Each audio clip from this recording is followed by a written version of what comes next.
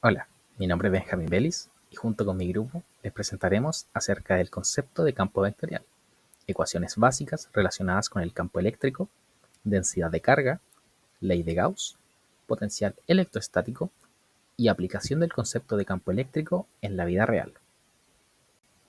El campo eléctrico es un concepto central en la electroestática, utilizado para describir cómo las cargas eléctricas interactúan sin necesidad de contacto directo entre ellas. Es un campo vectorial, lo que significa que en cada punto del espacio se tiene una dirección y magnitud, que indicarían cómo actuaría el campo sobre una carga positiva colocada en un punto.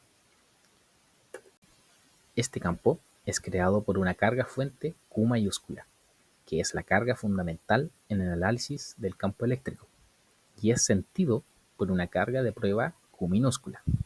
Esta diferencia se refleja en dos expresiones muy importantes, las que se muestran a continuación: el campo creado por una carga puntual y la fuerza que una carga de prueba experimenta al estar en un campo eléctrico. En estas expresiones, E representa al campo eléctrico, F sub E es la fuerza eléctrica, Q sub E es la constante de Coulomb, Q mayúscula es la carga que genera al campo, Q minúscula es la carga que lo siente, R es la distancia entre las cargas y R tongo es el vector unitario, que indica la dirección desde la carga fuente hacia el punto considerado. Estas fórmulas derivan de la ley de Coulomb, que establece cómo dos cargas puntuales interactúan entre ellas a través de una fuerza directamente proporcional al producto de sus cargas e inversamente proporcional al cuadrado de la distancia que las separa. Si las cargas tienen el mismo signo, la fuerza será repulsiva, y si tienen signos opuestos, es atractiva. En esta ecuación, las cargas son representadas por Q sub 1 y Q sub 2. Hola, mi nombre es Robinson Erices y continuamos con la densidad de carga.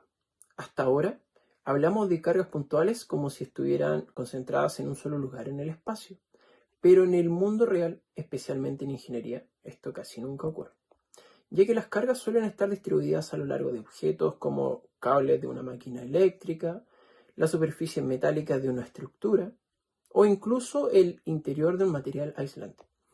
Para describir cómo se distribuyen esas cargas, usamos el concepto de densidad de carga. Dependiendo del tipo de objeto, puede ser densidad lineal, se usa para hilos, alambres o cables que se encuentren cargados. Lo que nosotros vemos es la cantidad de carga que hay en cierta longitud.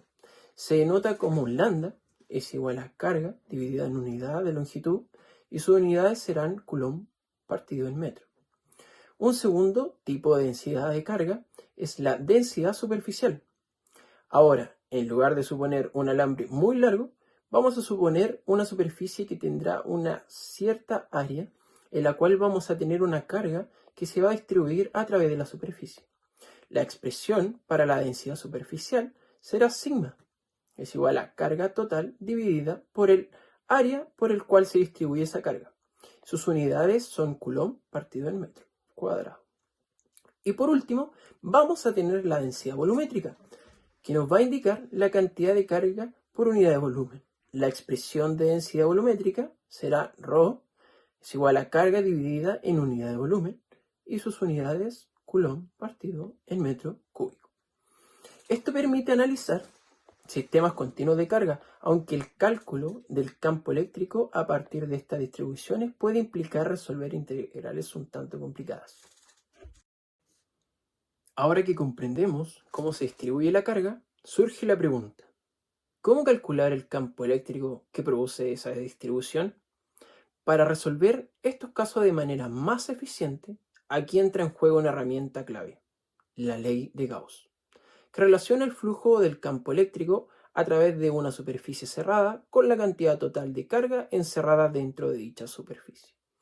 Como dijo Carl Gauss, una carga eléctrica produce un campo eléctrico y el flujo de ese campo pasando a través de una superficie cerrada es proporcional al total de cargas encerradas en la superficie, donde Q representa la carga total encerrada dentro de la superficie cerrada y epsilon sub 0 es la permitividad del vacío.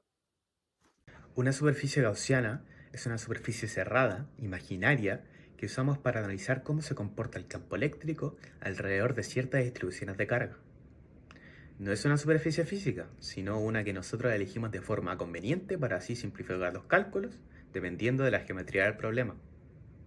La superficie gaussiana nos permite aplicar la ley de Gauss, que relaciona el flujo del campo eléctrico a través de la superficie con la carga total que esta superficie encierra. Esta ecuación nos dice que el flujo eléctrico total que atraviesa la superficie depende solamente de la cantidad de carga que encierra, sin importar cómo esta carga esté distribuida alrededor de la superficie. El potencial electrostático o potencial eléctrico es una magnitud escalar que describe la energía potencial eléctrica por unidad de carga en un espacio debido a un campo eléctrico. Se denota como V y su unidad en el sistema internacional es el voltio, que sería joules partido coulomb. Imagina que tienes una carga positiva, muy pequeña para así no alterar el campo eléctrico. Si quieres mover esta carga dentro del campo eléctrico, debes hacer trabajo contra el campo si vas hacia una región de mayor potencial. Si el campo te ayuda a mover la carga, el potencial bajaría, y si el campo te resiste, el potencial subiría. Podemos decir entonces que el potencial eléctrico representa cuánta energía potencial tendría una carga unitaria positiva colocada en un punto. Entonces la diferencia de potencial eléctrico, que es lo que llamamos voltaje, es la variación de energía potencial eléctrica por unidad de carga entre dos puntos en un campo eléctrico. Buenas tardes, profesor. Mi nombre es Carlos Vallejos y a continuación veremos cómo un campo eléctrico bien diseñado hace posible la electroflotación, un proceso limpio que utiliza la electrólisis para crear burbujas que se adhieren a partículas finas de mineral y las elevan en forma de espuma. Configuración del campo eléctrico. El campo eléctrico entre los electrodos empuja electrones a través de la pulpa, generando así la corriente, que a su vez esta produce las burbujas de hidrógeno molecular en el cátodo y de oxígeno molecular en el ánodo. La intensidad de este campo determina cuántas burbujas se forman y su tamaño, para así adherirse correctamente a las partículas finas y conseguir la flotación. Es importante considerar una óptima distancia y también un óptimo voltaje para que el campo eléctrico sea homogéneo en todo el lugar de trabajo. Bajo el campo eléctrico ya diseñado, la corriente provoca electrólisis continua, produciendo microburbujas de entre 10 a 100 micrómetros. Su alto cociente, que es el volumen en superficie, les permite adherirse sólidamente a partículas finas menores a 20 micrómetros, elevándolas así eficazmente hacia la superficie. Al calibrar el campo eléctrico, optimizamos tanto la densidad del burbujeo como el tamaño de las burbujas, logrando una captura selectiva y un concentrado de máxima pureza. En conclusión, el campo eléctrico es el motor de la electroflotación. Gracias a la precisión en el ajuste de este mismo campo eléctrico, logramos producir microburbujas del tamaño ideal. Con la eficiencia energética, aprovechamos cada vatio para generar gas sin desperdicios y, lo más importante, mantener el proceso limpio, sin ningún tipo de químico. De este modo, logramos una separación selectiva impecable y un concentrado de máxima calidad. Gracias por su atención.